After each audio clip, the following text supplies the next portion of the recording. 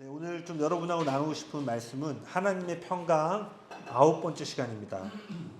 네, 묵상, 흔들리지 않는 진리 위에 우리의 삶을 세우기라는 제목으로 여러분하고 좀 말씀을 나누기 원합니다. 오늘 말씀이요, 제가 잘 전해볼게요. 내용이 좀 많아요. 그리고 오늘은 특별히 이 묵상에 대한 것이기 때문에 어떻게 보면 여러분이 어떻게 말씀을 묵상할 수 있는가를 좀 더 나눌 거거든요. 그래서 좀 티칭이 많이 있습니다. 그래서 아마 지금 요 한 강의를 듣고 이해하기는 어려울 수 있고요. 오늘 거는 특별히 여러분이 공부하는 느낌으로 한 번 더 이렇게 보시면서 정리를 하시면 좀 도움이 될 것 같습니다. 저를 따라서 한번 같이 고백해 볼까요? 묵상. 흔들리지 않는 진리 위에 우리의 삶을 세우기. 시편 1편 1절에서 3절 말씀입니다. 시편 1편 1절에서 3절 말씀. 시편 1편 1절에서 3절 말씀. 같이 한번 읽어보겠습니다. 시작. 복 있는 사람은 악인들의 꾀를 따르지 아니하며 죄인들의 길에 서지 아니하며 오만한 자들의 자리에 앉지 아니하고 오직 여호와의 율법을 즐거워하여 그의 율법을 주야로 묵상하는도다. 그는 시냇가에 심은 나무가 철을 따라 열매를 맺으며 그 잎사귀가 마르지 아니함 같으니 그가 하는 모든 일이 다 형통하리로다. 아멘. 이 시편 1편 방금 읽은 말씀은 인생의 모든 계절 속에 흔들리지 않고 푸르른 생명력을 내보내는 나무와 같은 그 상록수와 같은 삶을 이야기하고 있습니다. 여러분, 종종 우리의 인생을요, 사계절에 빗대어서 우리가 바라보죠. 예를 들어서 우리 인생에서 무언가 새로 태어나고 시작되는 시기는 마치 심겨진 씨앗이 싹을 내는 것 같은 봄과 같고, 우리 인생에 무언가 열정적으로 땀을 흘리며 이루어지기를 원하는 시기는 마치 봄에 태어난 싹이 자라기 위해 땀 흘림의 시간을 보내는 것 같은 여름과도 같아요. 또 우리가 수고한 일들이 눈에 보이는 열매, 결실을 맺는 시기는 추수의 계절 가을과 닮아 있습니다. 그리고 또 모든 힘을 잃거나 혹독한 시련이 닥치는 시기는 나무들이 시들고 앙상하게 되는 겨울을 연상케 하죠. 그래서 어떤 사람은 이렇게 얘기하더라고요. 태어나서부터 10대까지를 봄, 그리고 20대부터 40대까지를 여름, 그리고 40대부터 한 60대부터 전체의 큰 인생의 주기로도 4계절을 볼 수도 있고, 때로는 작은 어떠한 단위로 여러분이 뭔가 새로 시작하거나 여러분이 하고 있는 프로젝트나 어떤 일들이 열매 맺을 때 이러한 계절들로 우리가 좀 연상해서 생각해 볼 수가 있죠. 그러니까 분명한 것은 뭐냐면 자연적인 영역에서 4계절을 계속 경험하듯 우리 인생에서도요, 이러한 경험들을 계속하게 된다는 거예요. 그리고 우리가 계속 평강을 알아보고 이 평강을 구하는 건 뭐예요? 봄, 여름, 가을만 있으면 모르겠는데 우리 인생에 언젠가는 계속해서 그 겨울과 같은 시간을 마주하게 되기 때문입니다. 아마 현영자매 같은 경우는 최근에가 정말 이전에 없던 그 겨울과 같은 시간들을 보냈던 것 같아요. 그런데 이 시편 1편 기자는요, 복 있는 사람에 대해서 얘기를 하는데, 복 있는 사람은 이러한 모든 계절 속에서 푸르른 생명력을 잃지 않는 에버그린, 상록수와 같은 인생이라고 말합니다. 즉 우리가 성경적인 의미에서 재범이가 복이 있는 사람이다, 복이 있는 인생이 됐다는 건 뭘 의미하냐면 봄과 여름과 가을에만 하나님을 기뻐하고 높일 뿐만 아니라 겨울과 같은 시기가 온다 할지라도 요동하지 아니하고 하나님 앞에 나아가는 인생, 이것이 복된 인생이다라고 얘기하고 있습니다. 역경과 고난이 찾아올 때 주님이 가까이 계시지 않는 것처럼 느껴지는 마치 어둡고 추운 겨울과 같은 시기에도 흔들리지 않고 푸르른 생명력을 유지하는 것이 복 있는 사람이다라고 이야기합니다. 그렇다면 질문해보고 싶어요. 우리가 어떻게 겨울과 같은 시기에도 상록수와 같이 흔들리지 않고 생명력을 유지할 수 있을까?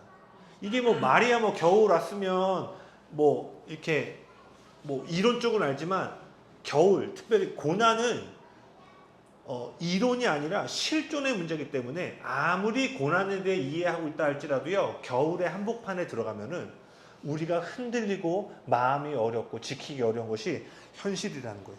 그런데 어떻게 이 생명력을 유지할 수 있는가? 시편 1편 기자는요, 이 질문의 답이 묵상에 있다라고 이야기합니다. 여러분 아시겠지만 시편이 기도로 가득 담겨 있는 책입니다. 그래서 시편을 보면은요, 기대했던 응답과 승리를 경험할 때 드리는 찬양과 기도의 고백뿐만 아니라 너무나도 고통스러운 순간에 하나님을 향한 원망과 한탄도 가감없이 기록되어 있어요. 그래서 여러분 시편을 쭉 보잖아요. 여러분이 인생에서 경험할 수 있는 모든 종류의 상황과 그로 인해 드릴 수 있는 모든 기도의 내용들이 시편에 가득 담겨 있습니다. 그래서 많은 하나님의 사람들이 이 시편에 대해서 책을 많이 냈죠. 그런데요, 이 우리의 인생에서 필요한 모든 기도가 담겨져 있는 이 시편이요, 기도로 시작되지 않고 묵상으로 시작하고 있다는 거예요. 어마어마한 기도의 초입구를 들어가면은 기도를 어떻게 해야 되는지를 말을 해줘야 되는데 기도가 아니라 묵상에 대해서 이야기하고 있다는 거예요. 이 기도를 가르치는 시편이 기도로 시작하지 않는다는 것은요, 진정한 기도의 시작점이 우리가 처한 형편과 상황이 아니라 그분의 말씀과 묵상에 있음을 말해주는 겁니다. 다시요. 이후에 우리 인생에 필요한 모든 기도들이 나열되는데 그 앞단에 묵상이 온다는 건 뭐예요? 진정한 기도의 시작점은 내가 어려운 일 닥쳤을 때 하나님 좀 도와주세요 라는 간구도 올 수 있지만 진정한 기도의 시작점은 뭐예요?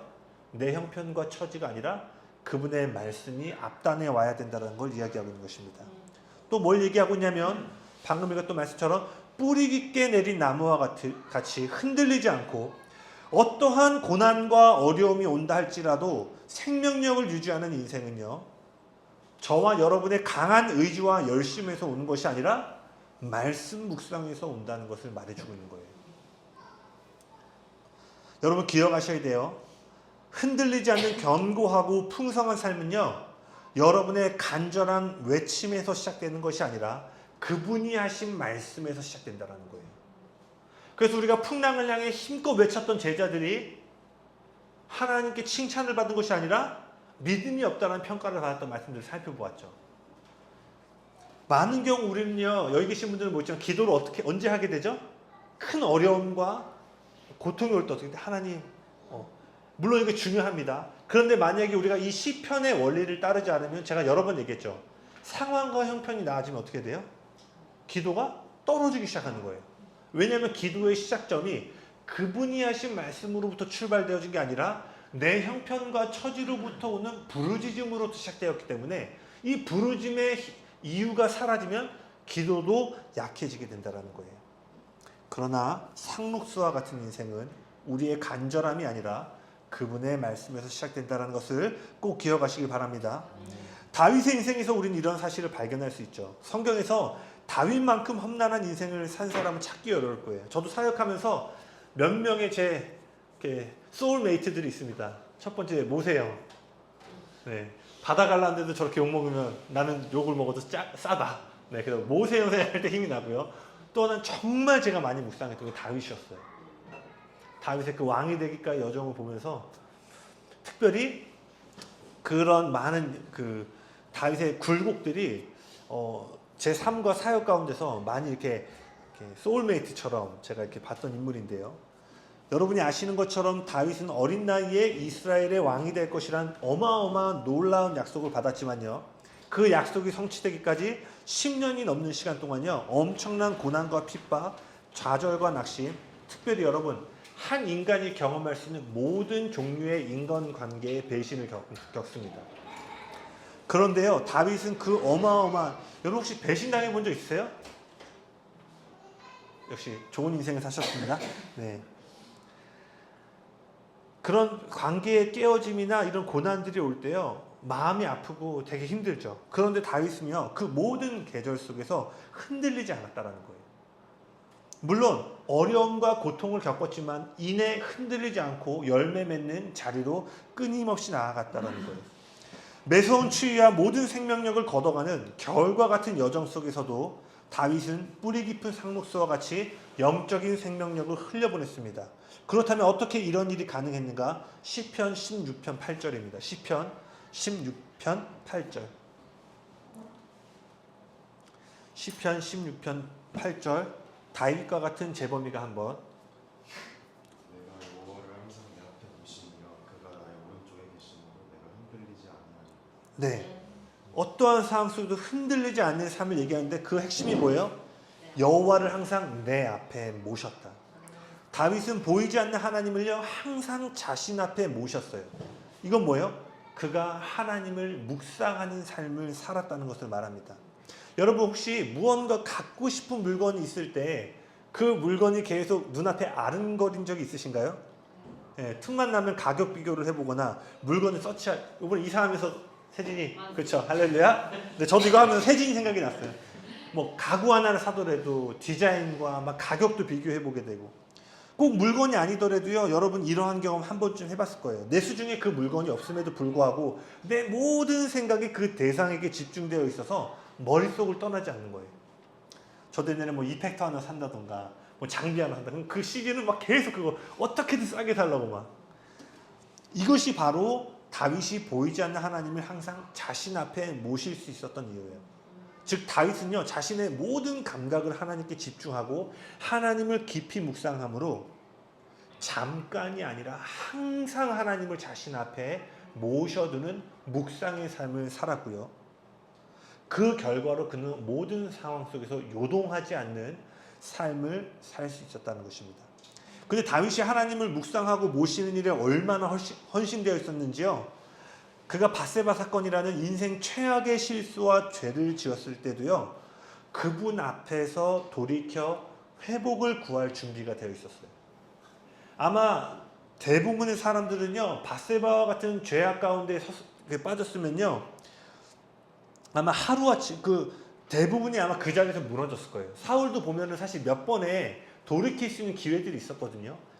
예언의 영이 갑자기 임한다던가 아니면 하나님께서 제정신을 돌이켜 와서 돌이킬 수 있는 기회를 주셨는데 사울은 그렇게 은혜가 주어졌음에도 불구하고 그 은혜의 기회를 잡지 못하고 무너지게 돼요. 근데 다윗은요 사울보다 훨씬 더 심각한 죄를 졌음에도 불구하고 그 순간에 다시 일어날 준비를 할 수 있을 정도로 하나님을 모시는 일에 헌신되어 있었다는 거예요.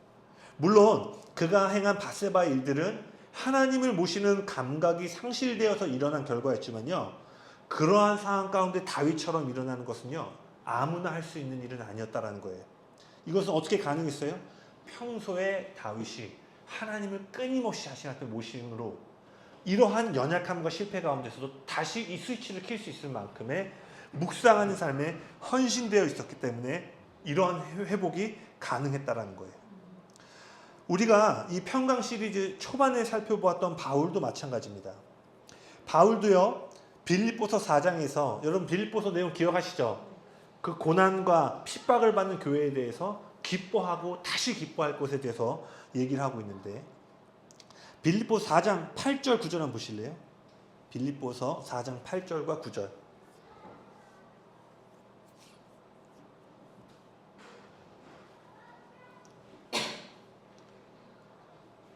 같이 한번 읽어볼까요? 시작. 끝으로 형제들아 무엇에든지 참되며 무엇에든지 경건하며 무엇에든지 옳으며 무엇에든지 정결하며 무엇에든지 사랑받을 만하며 무엇에든지 칭찬받을 만하며 무슨 덕이 있든지 무슨 기림이 있든지 이것들을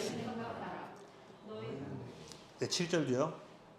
8절도 9절도 읽겠습니다. 너희는 내게 배우고 받고 듣고 본 말을 행하라. 그리하면 평강의 하나님이 너희와 함께 계시리라. 네, 이 7절이 뭐였죠? 모든 지각에 뛰어난 하나님의 평강이 그리스도 예수 안에서 너희 마음과 생각을 지키시리라.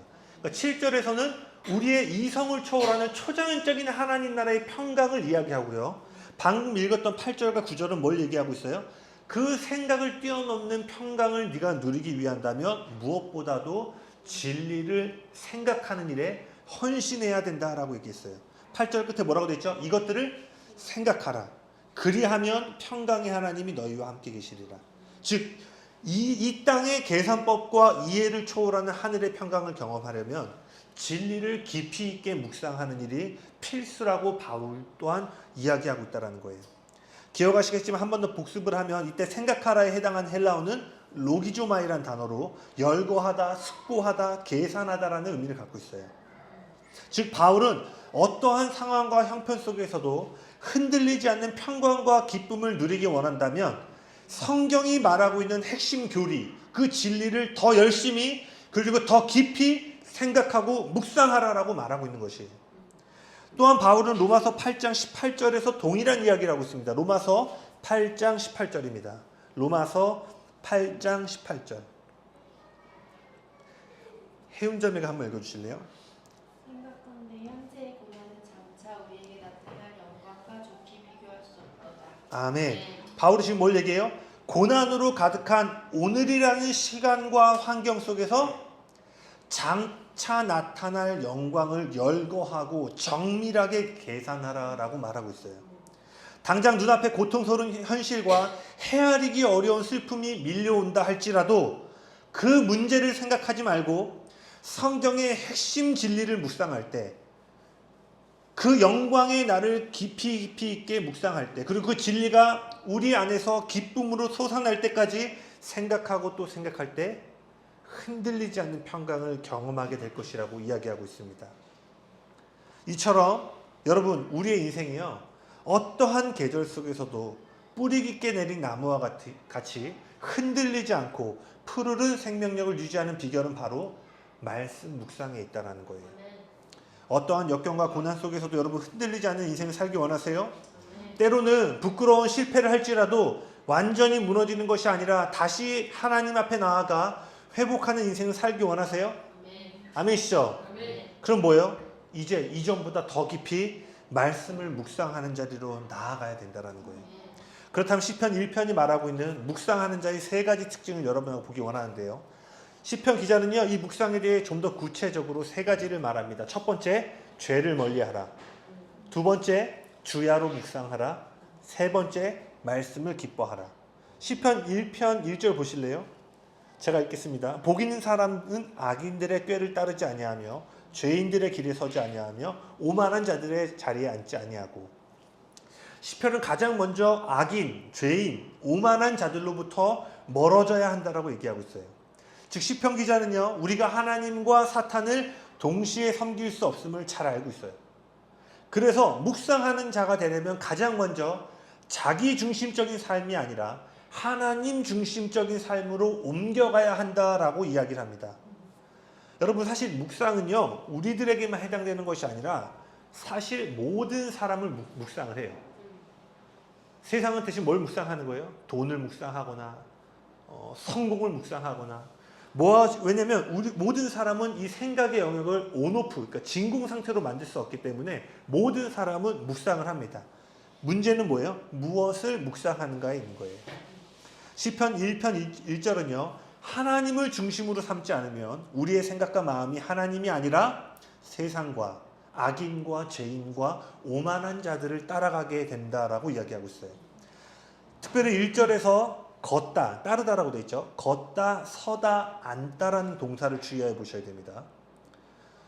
깨어있지 않으면요, 여러분, 우리도 모르는 사이에 하나님을 모르는 사람들의 사고방식이 만들어 놓은 길을 따라 걷게 돼요. 장사 없습니다. 동의하시나요? 우리는 이렇게 믿음의 교제를 하지만 여러분 대부분은 안 믿는 사람들하고 교제하잖아요.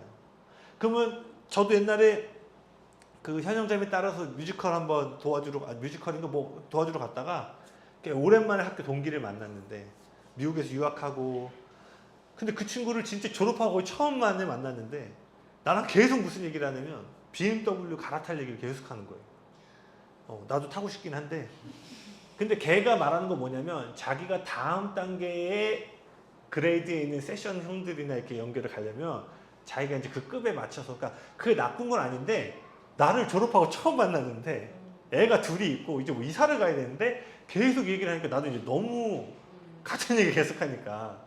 근데 이 친구의 생각에는 뭐가 있는 거예요? 어떻게 하면 더 높은 곳으로 내가 올라갈 수 있을까? 즉 깨어있지 않으면요, 우리도 이러한 한 예지만 이러한 문화와 가치 속에 그리스도인이라고 말하지만 우리도 모르는 사이에 어느새 세상이 추구하는 외적인 성공과 모양을 우리 신앙의 어떤 기준점으로 우리도 모르는 사이에 세울 수 있다는 거예요. 저 같은 사역자는 뭘로 세울 수 있어요? 성공주의가 되겠죠. 교인 수를 생각한다던가 건물의 크기를 생각한다던가. 모양은 다르지만 사역자들 안에도 세상이 말하는 평가의 기준이 들어오니까 우리가 그런 얘기 하잖아요. 모이면 뭐 설교할 때는 뭐 개척교회 저 뭐 소록도에 한 명 있는 사람도 귀하다라고 하지만 실제로 목사님들이 모였을 때는 교인 수와 이런 것들로 인해서 어떤 감정들을 느끼는 것들. 다는 아시겠죠? 제가 말하고 싶은 부분은 우리가 깨어있지 않으면 이러한 세상의 사고방식이 만들어 놓은 길을 따라 걷게 되고요. 그리고 그 길을 걷다 보면 우는 사자와 같이 삼킬 자를 찾는 원수의 공격을 받기 쉬운 자리에 서게 됩니다. 결국 공격을 받아 주저앉게 되면 이제 원수들의 생활 방식에 빠져들어 세상과 원수의 사고방식에 동조하게 돼요. 그래서 시편 1편은 뭐예요? 악인을 따라 걷지 말고 죄인을 따라 서지 말고 오만한 자와 자리에 앉지 말라라고 시작한다라는 거예요. 여러분 묵상하는 그 삶을 가기 위해서는 세상의 길로부터 여러분 돌이키시고요. 원수가 여러분을 유혹하고 공격할 수 있는 자리로부터 벗어나시고요. 그 공격을 받아 주저하는 것이 아니라 진리로 승리하는 자리로 나아가셔야 됩니다. 아멘? 그리고 이 길을 벗어날 수 있는 유일한 길이 하나예요. 시편 119편 9절입니다. 시편 119편 9절. 시편 119편 9절입니다. 유일한 청년인 재범이가 한번 읽으시겠어요? 저기 세이도 있군요. 죄송합니다. 청년이 무엇으로 그의 다시요, 더 크게. 청년이 네. 무엇으로 그의 행실을 깨끗하게 하리까 주의 말씀은 지킬 따름이니. 네, 11절도 3딥이 더 올려서 읽으시겠어요? 네. 11절. 네. 내가 주께 범죄하지 아니하려 하여 주의 말씀을 내 마음에 아멘. 네. 죄인과 악인과 오만한 자의 자리로부터 벗어나기 위해서 뭐예요? 우리의 행실을 깨끗하게 하고 우리를 죄로부터 능히 이기게 하는 주의 말씀을 따라 살고 그 말씀을 우리의 마음에 심어야 된다라고 성경은 이야기합니다. 존 버년이라는 사람이 이런 얘기를 했어요. 성경은 당신을 죄에서 멀어지게 한다. 그렇지 않으면 죄가 당신을 성경에서 멀어지게 할 것이다. 둘 중에 하나라는 거예요. 진리를 묵상함으로 죄를 우리로부터 멀어지게 하던가 말씀을 게을리함으로 뭐예요? 죄가 성경을 멀리하게 하던가. 유혹에 빠질 만한 상황을 피하고요. 죄를 멀리하셔야 돼요. 무엇보다 항상 하나님을 향해 귀를 기울일 수 있는 환경을 조성하셔야 돼요. 저도 그래서 지난주에 저희 예배하고 결단한 게 있어요. 제가 예전에는 설거지할 때 좀 설교 듣고 했었는데 이렇게 좀 잠시 이렇게 설캉스를 계속 즐기고 있었거든요. 특히 제가 이제 설거지 때 라디오 스타를 많이 보는데 제가 이번 주부터 했던 건 뭐냐면 저희 와이프를 따라서 새롭게 하소서를 계속 듣기 시작했습니다. 그리고 화장실 청소할 때 그냥 찬양 듣고 제가 너무 어쨌든 저는 하는 일이 말씀 연구니까 너무 말씀 많이 본 것 같다 할 때는 이제 뭐 좀 쉬지만 예전에 비해서 그러니까 설캉스를 좀 제가 없애고 이제 와이프가 최근에 새롭게 와서 너무 많이 보내줘가지고 저는 뭐예요? 그 일상의 삶을 좀 더 하나님 마음으로 갈 수 있는 환경에 노출한 한 걸음을 또 떼어본 거예요. 이런 것처럼요, 여러분 하나님을 향해 귀를 기울일 수 있는 환경을 계속 조성하셔야 된다는 거예요. 두 번째 특징은 뭐냐면요, 하나님의 말씀을 주야로 묵상하는 것입니다. 여러분 앞서 말한 푸르른 상록수와 같은 인생이 되기 위해서는 특별히 겨울과 같은 흔들림과 요동의 시간 속에서도 강건한 삶을 살기 위해서는요, 매일 묵상하는 훈련을 결심하셔야 된다는 거예요. 누가복음 9장 23절에는요 예수님이 이렇게 말씀하셨어요. 누구든지 나를 따라오려거든 자기를 부인하고 날마다 제 십자가를 지고 나를 따를 것이다. 즉 우리는요 날마다 그분을 따르기 위한 훈련을 해야 된다는 거예요. 다윗과 여호수아는요 실질적으로 이 땅을 차지했던 정복자들이었어요. 근데 이 두 명의 정복자들은 모두 하나님의 나라를 이 땅 가운데 세우는 길이 주야로 묵상하는 삶, 순종의 자세로 하나님의 말씀에 귀를 기울이는 태도에 있으면 알았어요. 그래서 여호수아 1장 7절과 8절에 뭐라고 되어 있냐면 오직 강하고 극히 담대하여 나의 종 모세가 내게 명령한 그 율법을 다 지켜 행하고 우로나 좌로나 치우치지 말라. 그리하면 어디로 가든지 형통하리니 이 율법책을 내 입에서 떠나지 말게 하며 주야로 그것을 묵상하여 그 안에 기록된 대로 다 지켜 행하라. 그리하면 내 길이 평탄하게 될 것이며 내가 형통하리라.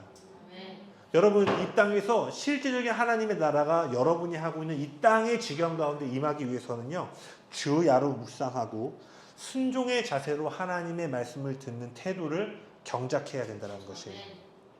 그리고 기억하셔야 될 게 있어요. 주야로 하나님의 말씀을 묵상한다는 것은요 적으실 수 있으면 적으세요. 일상에서 가장 중요한 시간으로 여겨지는 아침과 또는 저녁에 말씀을 묵상한다는 뜻이다. 일상에서 가장 중요한 시간으로 여겨지는 아침과 또는 저녁에 말씀을 묵상한다는 뜻이다. 여기서 중요한 점은요, 남는 시간이 아니라 가장 중요한 시간을 하나님께 내어드리고 그분과 교제하는 데 있는 것입니다. 여러분 생각해 보세요. 하나님은 저와 여러분의 시간을 필요로 하지 않으세요. 그분은 하나님 나라의 사업을 이루기 위해 만시간의 법칙을 필요로 하시는 분이 아닙니다. 어떠한 뜻을 이루는데 만시간이 요구돼서 저와 여러분이 십시일반 그 만시간을 채워야지만 하나님의 뜻이 이루어지는 그런 하나님이 아니시죠. 그분은요, 우리 마음의 중심이 담긴 시간을 필요로 하시는 거예요. 생각해 보세요. 여러분이 사랑하는 사람이 있는데 그 사람이 늘 중요한 시간은 다른 곳에 사용하고 남는 짜투리 시간에만 우리를 만나준다면 여러분 기쁘실 것 같아요? 결코 그렇지 않을 거예요. 그 사람이 중요한 시간을 여러분에게 내어줄 때 비로소 이 친구가 이렇게 중요한 시간까지도 나를 위해 먼저 내어주는가를 통해서 그러한 헌신을 통해서 얼마나 내가 사랑받는가를 느끼게 됩니다.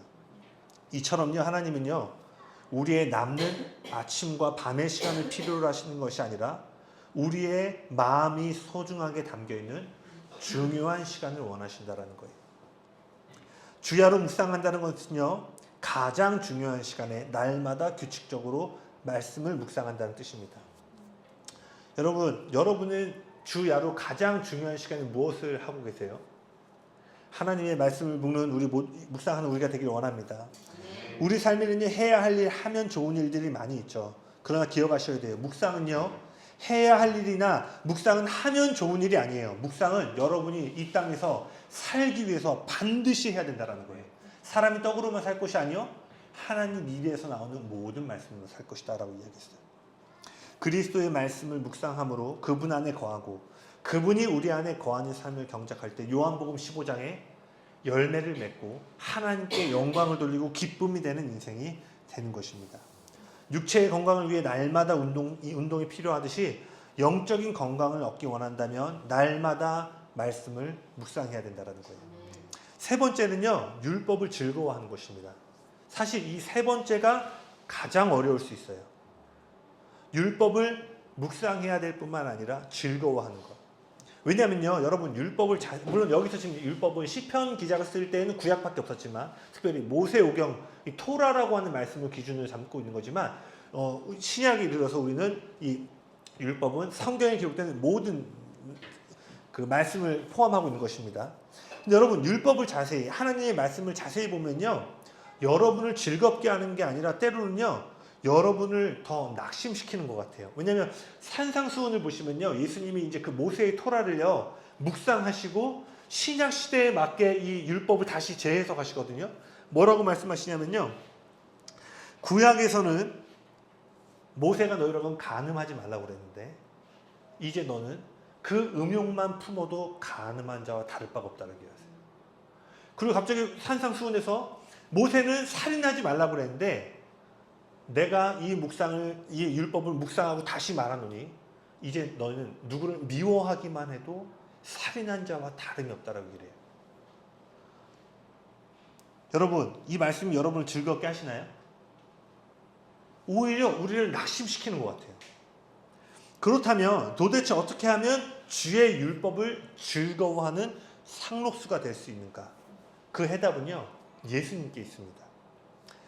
하나님의 율법을 즐거워할 수 있는 유일한 길은요, 그리고 그 방금 제가 말했던 그 율법을 묵상하면서도 절망하지 않을 수 있는 길은요, 예수님이 율법을 완전히 성취하셨음을 믿는 길밖에 없다라는 거예요.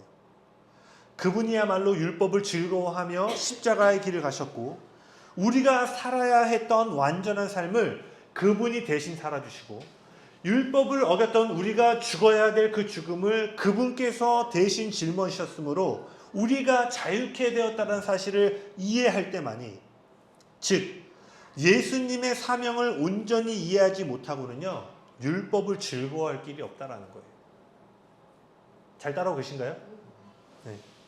이 모든 사실을 인정할 때에만 우리는 율법을 즐거워할 수 있다는 거예요. 그래서 율법을 즐거워하기 위해서는요, 여러분 무엇보다 예수님을 깊이 생각하는 연습들을 계속해서 하셔야 된다는 거예요. 저는 개인적으로 어떻게 묵상을 하냐면 여러 차례 얘기했지만 내가 묵상하고 발견하는 이 진리 또는 내가 누군가로부터 들은 진리가 예수님의 인격과 사역에서 나타나는가. 여러분 중요한 기준점을 드릴게요. 제가 하는 설교마저도 여러분이 묵상하는 것 가운데 예수님의 인격과 사역에서 나오지 않으면요, 거절하세요. 저도 계속 신학이 조정되고 있는 과정이고요. 만약 그것이 제 혼에서 나온 메시지라면 아마 예수님의 인격과 사역에서 이렇게 볼 수 없는 것들이 있을 거예요. 그럼 그때 어떻게 하는 거예요? 예수님을 깊이 묵상함으로 걷어내는 거죠. 그래서 여러분 위조 지폐 간별사들이 가장 많이 하는 일이 뭔지 아시죠? 위패를 보는 게 아니라 진패를 끊임없이 봐서 진패를 너무 익숙해져서 여기 진패와 다른 게 나오면 쉽사리 위조 지폐를 발견하는 거예요. 즉 율법을 즐거워하실 수 있는 유일한 예수님을 끊임없이 묵상할 때만이 이 율법이 우리에게 주는 복음을 벗어난 정죄함과 수치심과 그 모든 것들로부터 우리가 자유함으로 즐거워함으로 주의 말씀을 따라갈 수 있게 된다는 거예요. 그렇다면 좀 더 들어가 볼게요. 여러분 어렵지 않아요? 잘 따라오고 계시죠? 그럼 우리가 해야 될 일은 뭐냐면요, 우리의 지성을 다하여서 그분의 말씀을 곱씹어야 합니다. 묵상에 해당하는 히브리어 하가는요, 나중에 아마 묵상 시리즈도 좀 해보지 않을까 싶은데요, 묵상에 해당하는 히브리어 하가는 중얼거리다라는 의미를 갖고 있어요. 이것은 묵상이 하나님께서 하신 말씀을 소리내어서 반복하는 낭송과 암송과 연결되어 있음을 말해주는 거예요.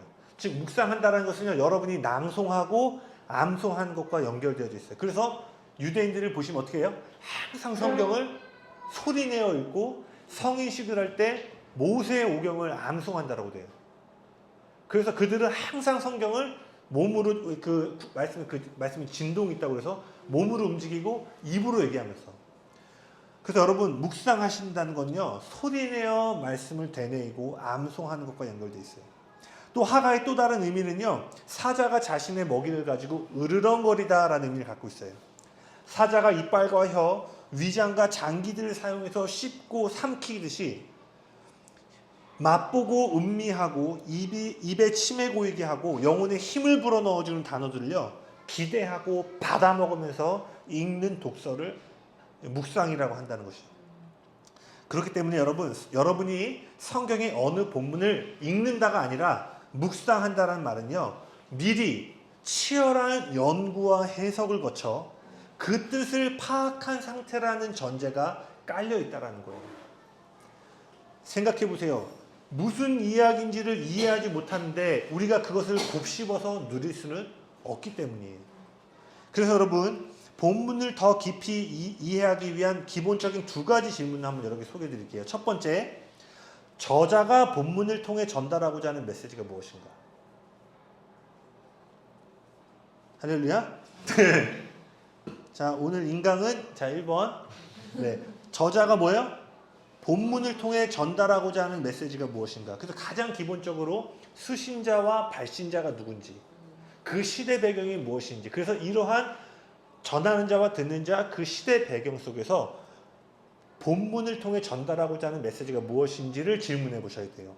그 다음에 두 번째는요, 지금 내가 읽고 있는 이 본문이 성경 전체 66권 안에서 어떠한 역할을 하고 있는가. 구체적으로 지금 내가 읽고 있는 본문이 예수 그리스도와 복음, 이 두 가지와 어떻게 연결되어 있는가를 살펴보는 거예요. 이러한 질문들에 대한 답을 찾으려고 노력하지 않으면요, 여기가 중요합니다. 우리는 하나님이 실제로 하시고자 하는 말씀이 아니라 우리가 바라고 기대하는 메시지를 묵상할 수 있게 된다는 거예요.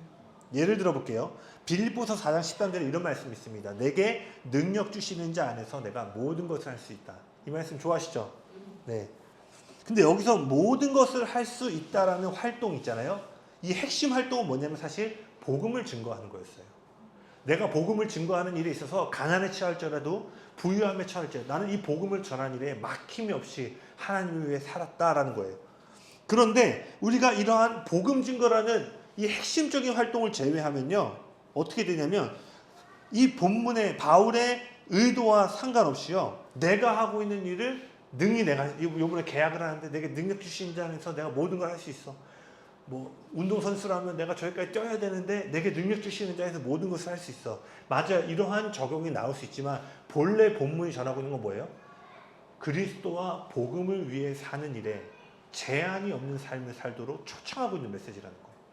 그런데 이것을 본문이 말하는 것이 아니라 내가 듣고 싶은 언어로 해석을 해서 말씀을 편식할 수 있게 된다는 거예요. 그래서요, 본문에 대한 기본적인 준비가 없으면요, 우리는 기록된 하나님의 말씀의 그 음성이 아니라 자기 자신의 감정이나 내가 현재 속해 있는 상황과 형편이 들려주는 목소리에 귀를 기울이게 된다는 거예요. 그렇기 때문에 여러분, 그분의 말씀을 묵상하기 위해서는요, 무엇보다 본문에 대한 충분한 해석이 필요하다는 거예요. 여러분 명심하셔야 됩니다. 성경적인 묵상은요, 성경에 대한 깊이 있는 해석과 공부를 토대로 하고 있다는 거예요. 그래서 어떻게 보면은요, 우리가 교회를 수십 년 다녔는데도 묵상을 못하고 있을 수도 있다는 거예요. 그 결과는 뭐예요? 겨울이 오면요, 버틸 힘이 없는 거예요. 봄이 오고 뭐가 시작되고 열매를 맺을 때는 기뻐하는 것 같은데 우리의 삶에 그 어려움의 시험들이 오면요, 그걸 견딜 힘이 없어서 우수수 떨어지는 낙엽과 같이 우리의 신앙도 떨어지게 된다는 거예요. 저는 오늘날 현대 사역자를 포함해서요, 그리스도인들의 가장 큰 고민 중에 하나는 묵상하는 힘을 잃어버렸다는 것에 있다고 생각합니다.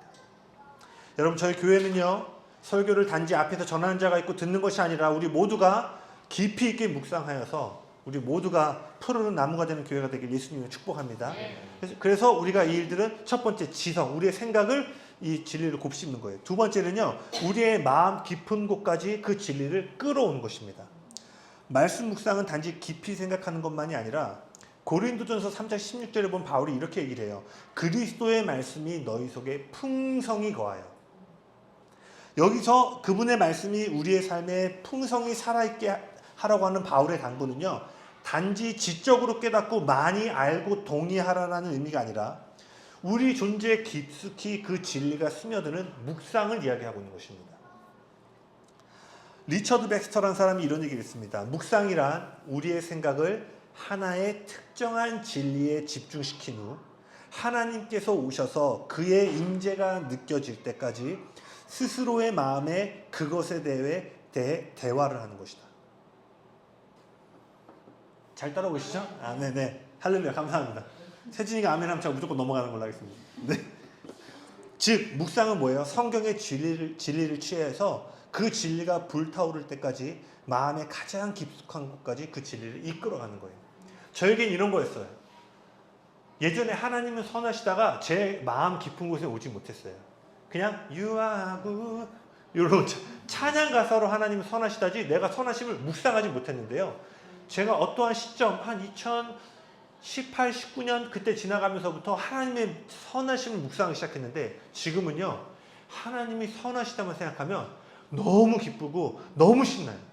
그 어떤 날은 그 하나님 아버지에 대한 마음을 청년 때도 풀어졌지만 제가 첫째 유아를 낳고 그 하나님 아버지를 깊이 묵상할 때가 있었어요. 근데 그때 제가 이제 조이풀교회에서 기도의 집에서 설교를 수요일마다 했는데 주기도문 설교를 좀 하려고 했는데 하늘에 계신 우리 아버지여로 하는데 그 아버지란 단어가 너무나 달콤하고 좋아서요. 제가 설교를 준비해야 되는데 한 30분을 하늘에 계신 우리 아버지여 이 한 줄로 주님 앞에 계속 기도하고 대화를 했어요. 제가 이전에는 경험해보지 못했던 주기도문 하면 어때요? 약간 상투적으로 그냥 하늘에 계신 우리 아버지 이름 거기 계시면 이렇게 되잖아요. 근데 그날은 제가 그 아버지란 단어가 묵상되어지니까 하늘에 계신 우리 아버지였는데 이 단어가 너무 달콤해서 다음 구절로 넘어가기가 싫은 거예요. 제가 언제 멈췄냐면 그래도 내가 설교를 해야 되니까 설교 준비를 해야 되니까. 즉 묵상이란 건 뭐냐면 내가 이론적으로 알고 있던 이 진리가 가슴에 뜨거움으로 올 때까지 이것으로 대화하고 집중하는 거라는 거예요. 대표적인 예가 누가복음 24장에 나오는 엠마오로 간 두 제자의 이야기예요. 그들은 모든 구약의 이야기를 알고 있었음에도 불구하고 길에서 만난 예수님과의 대화를 통해서 특정한 진리에 집중하게 되었어요. 특별히 예수님의 죽음과 부활에 대한. 그리고 그 진리가 그들의 마음 깊은 곳까지 도달했을 때 그들이 뭐라고 됐죠? 길에서 말씀을 풀어주실 때 우리의 마음이 뜨겁지 아니하더냐. 그들은 묵상을 통해서 마음이 뜨거워지는 영역까지 가게 되었다는 거예요. 결론입니다. 이제 구체적인 방법입니다. 여러분 잘 따라오고 계시죠? 네. 네, 제가 오늘 좀 티칭이 많아서 조금 딱딱할 수 있지만 정말 중요한 내용입니다. 존 오웬이라는 사람이 묵상의 3단계를 좀 정리를 해줬는데 이건 제가 한번 나중에 조금 파일로 정리를 해서 좀 드리도록 할게요. 첫 번째는요, 생각의 초점 잡기입니다. 첫 번째 단계는 성경의 진리를 바라보는 명료한 시각을 선택하고 확보하는 생각의 초점을 잡는 과정이에요. 본문의 내용과 핵심을 이해하는 데는 여러 가지 방법이 있지만요, 그 중에 하나는 성경을 읽으면서 다음의 질문들을 한번 해보시고 답을 찾아보는 거예요. 첫 번째, 이 말씀은 하나님과 그분의 성품에 대해 어떤 가르침을 주고 있는가? 다시 말해서 본문에서 하나님의 어떠한 모습을 볼 수 있는가예요. 여러분 생명의 삶 할 때요, 그 구절에서 지금 이 오늘 말씀이 하나님의 어떠한 모습을 보여주고 있지? 라고 질문하고 답을 찾아보는 거예요. 두 번째는 이 본문이 인간의 본성과 행동에 대해서는 무엇을 말하고 있는가?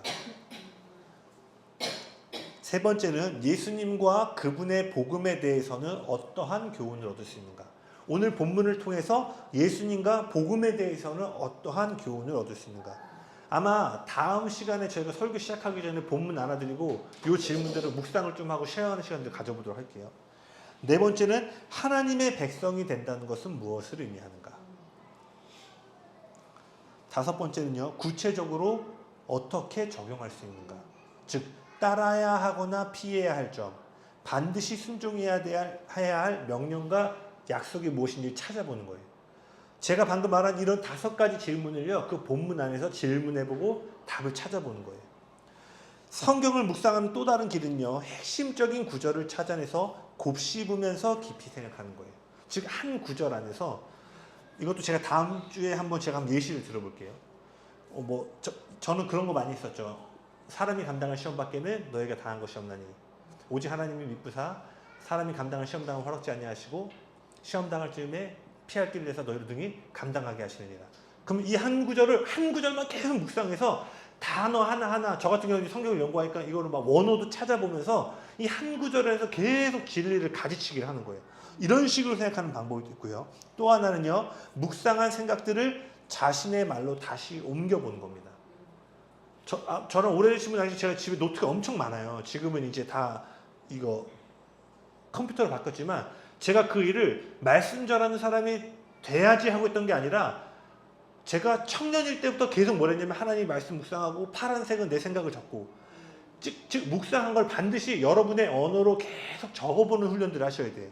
그러면요, 진리에 우리의 생각이 초점이 맞춰지는 일들이 이루어지게 됩니다. 그리고요, 말씀을 묵상하는데 가장 좋은 방법 중에 하나는 암송하는 것입니다. 지금 시즌에 툭 찌르면 암송처럼 툭 나오는 말씀들이 있어야 돼요. 툭. 아무것도 의미하지 못한 오늘 기념하고도 그렇게 감사를 하는 박수 있습니다. 여기까지만 하겠습니다. 저도 방금 아까 고린도전서 말씀 얘기했지만 힘든 시기에 여러분을 그리고 힘든 시기가 아니더라도 이 시즌에 여러분을 마음을 불타오르게 하는 진리를 반드시 암송하셔야 된다는 거예요. 말씀을 한 글자 한 글자를 외우려다 하다 보면요, 무심코 지나쳤을 진리들을 발견하는 경험들을 하게 되고요. 또는 일상생활에서 가르침이 필요한 상황을 바로 인식하고, 즉 고난이 왔어, 어려움이 왔어. 그럼 어때요? 자동적으로 사람이 감당할 시험밖에 없나니. 그럼 어떻게 돼요? 말씀이 바로 적용이 가능하게 되죠. 이러한 인식과 적용을 바로 하게 됩니다. 두 번째는요, 아까 첫 번째가 생각에 초점 잡기고, 두 번째는 말씀에 소망을 두고 마음을 기울이기입니다. 말씀에 소망을 두고 마음을 기울이기. 생각을 가다듬었다면 이제 묵상의 두 번째 단계의 마음 쏟기로 넘어가셔야 돼요. 우리의 생각이 하나님과 그리스도, 구원과 부활과 같은 말씀이 가르치는 바를 정확히 바라보는 시각을 갖게 되었다면 이제 그 진리에 소망을 두고 만족을 얻을 수 있을 때까지 마음을 기울여야 합니다. 앞서 말했던 마음이 뜨거워질 때까지 끌어오는 겁니다. 구체적으로요, 본문이 가르치고 있는 진리를 붙들고 그 말씀 가운데 나타난 하나님의 성품 또는 회개해야 할 자신의 허물, 간구해야 될 것들이 무엇인지를 정리하는 거예요. 여러분 잘 이해되시죠? 네. 앞단은 성경 공부인 거예요. 두 번째 단은 그것을 우리의 삶과 우리의 모든 전 존재에 아우르는 묵상의 달을 계속 끌고 오는 거예요. 그래서 하나님의 발견된 하나님의 성품은 어디로? 찬양의 자리로 가지고 가서 예배하는 거예요. 그리고 변화되어져야 할 자신의 허물을 발견했다면 뭐예요? 회개의 자리로 나아가서 그 말씀 앞에 반응하는 거예요. 간구해야 될 내용들을 찾으면 어떻게 돼요? 간구하는 자리로 나아가서 하나의 진리, 내가 묵상하고 있는 이 진리가 하나님과 나 자신 그리고 내가 속한 세상 가운데 적용될 수 있도록 끌어와야 된다는 거예요. 진리가 여러분의 삶과 동떨어지잖아요. 그 진리는 어떠한 변화도 일으키지 못하는 지적인 개념으로만 남게 됩니다. 사실 우리 모두가 동의하고 있지 않아요? 우리가 얼마나 많은 설교를 듣고 얼마나 많은 말씀을 알고 있어요. 그에 비해서 우리의 삶의 변화를 보면은 여전히 우리의 삶의 능력이 아니라 지적인 개념들이 많이 남아있는 것은 아닌가를 돌이켜보게 됩니다. 그렇기 때문에 여러분, 발견한 가르침이요, 여러분의 모습 중에 어떤 부분을 변화하라고 도전하고 있는지, 그리고 그 가르침이 지금 여러분을 어떻게 바꾸어 가고 있는지를 살펴보셔야 된다는 거예요. 아멘이시죠? 아멘. 구체적으로 이 진리가 하나님과 나 자신, 그리고 다른 이들에 대해, 그리고 이런저런 행동과 습관, 친구들, 문화에 대해서 어떤 의미를 갖고 있는지를 물어보셔야 된다는 거예요. 또 진리에 비추어 볼 때 그만두어야 할 행동이나 또는 새로 시작해야 할 일이 무엇인가를 살펴봐야 합니다. 그리고 본문의 말씀과 깨달음을 얻게 된 시점을 이해하는 것도 중요해요. 하나님이 왜 이 시기에 이러한 말씀과 깨달음을 주셨지? 이러한 진리, 발견한 진리가 지금 내가 처한 형편과 상황 가운데 어떠한 의미를 갖고 있지를 생각해보면 어떻게 돼요? 그것이 묵상의 단계로 더 깊이 들어오게 되죠. 우리의 생각이 아무리 많은 진리로 채워지고 깨달은 진리에 동의한다 할지라도요, 여러분, 그 진리를 가지고 찬양하는 자리로 나아가지 않는다면 그 진리는 우리의 마음 깊은 곳까지 내려올 수가 없습니다. 그분을 아는 지식이 여러분 마음의 열정으로 이어지기까지 발견한 진리를 가지고 이제 어떻게 해요? 예배하는 자리로 나아가셔야 된다는 거예요. 그래서 좀 도움을 드리면요, 여러분이 묵상하고 있는 그 진리 있죠? 거기에 맞는 기존에 나와 있는 찬양을 하나 찾으셔서 이렇게 계속 틀으면서 묵상하는 게 좋고요. 또 뭐 진양이나 현영, 뭐 철이 형제, 재벌 같은 거 하나 만드셔도 좋고요. 네. 그럼 다음 주는 재범이가 묵상한 찬양으로 저희가 여는 찬양 진짜 할 수 있을까요? 네. 청년이시죠? 네. 네. 농담이고요. 자, 생각에 초점을 맞추고 두 번째, 말씀에 소망을 두고 마음 기울이기. 세 번째, 즐거워하거나 부르짖는 단계입니다. 마지막입니다. 제가 내용이 방대해서 그냥 쭉쭉 갔는데 괜찮으시죠? 네. 패드 좀, 임재 있는 패드 한번 좀 짜주세요. G키로. 말씀을 깊이 묵상할 때요, 그 결과는 다양할 수 있어요. 예를 들어 우리가 말씀을 깊이 묵상할 때 우리는 이전에 경험해보지 못한 진리와 만남을 통해 기쁨과 감격을 누릴 수 있어요. 그렇죠? 이럴 때는요, 발견한 진리를 그저 누리고 즐기면 돼요. 제가 하늘에 계신 우리 아버지와 할 때 그냥 만끽하고 흠뻑 젖었던 것처럼 그렇게 누리시면 돼요. 이것이 바로 베드로가 말한 말할 수 없는 영광스러운 즐거움으로 기뻐하는 삶입니다. 베드로전서 1장 8절에 말할 수 없는 영광스러운 즐거움으로 기뻐하라 라고 되어 있는데 이것이 바로 그러한 삶의 근거가 됩니다. 그런데요, 이러한 묵상 가운데서도요, 여전히 하나님이 느껴지지 않는 것처럼 이렇게 여겨지는 답답함과 어려움을 경험할 수 있습니다. 앞에서도 나눴지만요, 진리의 뿌리를 내리고 단단히 서 있다고 해서요, 고난과 감과 같은 영적인 겨울을 면제받는 것은 아니기 때문이에요. 그래서 우리 때로는요, 이렇게 묵상하고 있는데 그 혹독한 겨울 속에서 답답함과 어려움을 경험할 수 있다는 거예요. 깊이 있는 묵상 가운데서도요, 어려운 시기를 맞이할 수 있습니다. 그래서 이러한 시기에는요, 막 묵상했으니까 막 불타듯이 올라오는 게 아니라 여전히 기도해도 안 들으시는 것 같고 여전히 뭔가 해결되지 않는 것 같은 어려움들을 겪을 수 있는데, 이러한 때에는 하나님께 눈을 돌리고 그분의 도우심을 그저 간절히 구하는 거예요. 붙잡아 주시길 간구하는 부르짖음 가운데 우리의 생각이 모이고 굳은 마음이 제거되고 부드러운 마음으로 변화될 수 있습니다. 그래서 예전에 주여 백창이라는 거 한 적 있었거든요.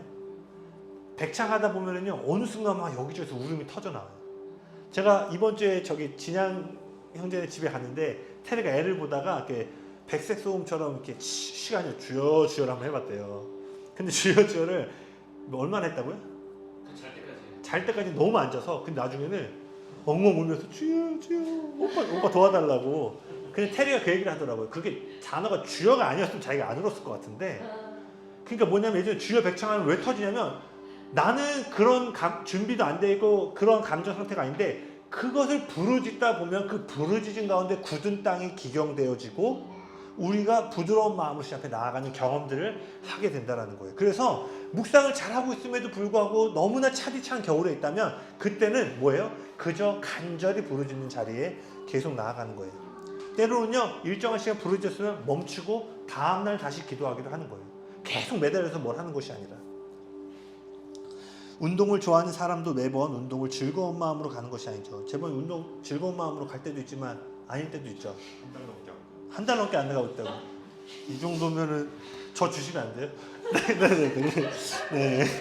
네, 그분의 말씀을 깊이 있게 연구하고, 다시 제가 다른 데 갔네요. 어떤 날은 몸이 너무 피곤하고 집에서 누워서 쉬고 싶은 마음이 가득함에도 불구하고 운동을 하러 나갈 때가 있죠. 그런데 어떻게 해요? 꾸준히 의무에 충실하면요, 넉넉히 감당할 힘이 생기죠.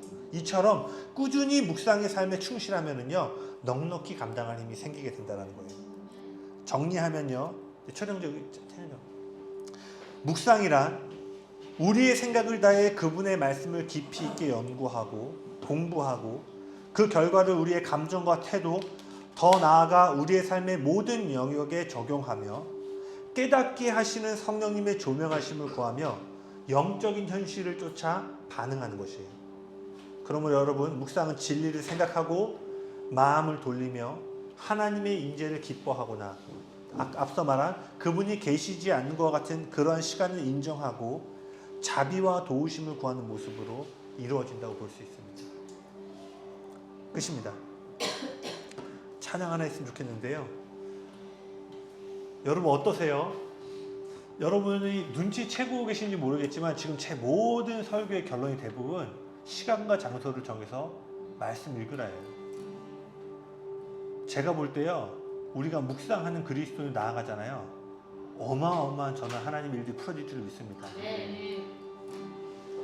그래서 제가 계속 설교 준비하고 이 모든 것 가운데 기도하는 게 뭐냐면, 하나님의 성도 한 명 한 명이 이전에도 여러분 잘 사셨겠지만 이전과 다른 말씀과 기도의 삶으로 나아갈 수 있도록 저를 사용해달라고 기도해요.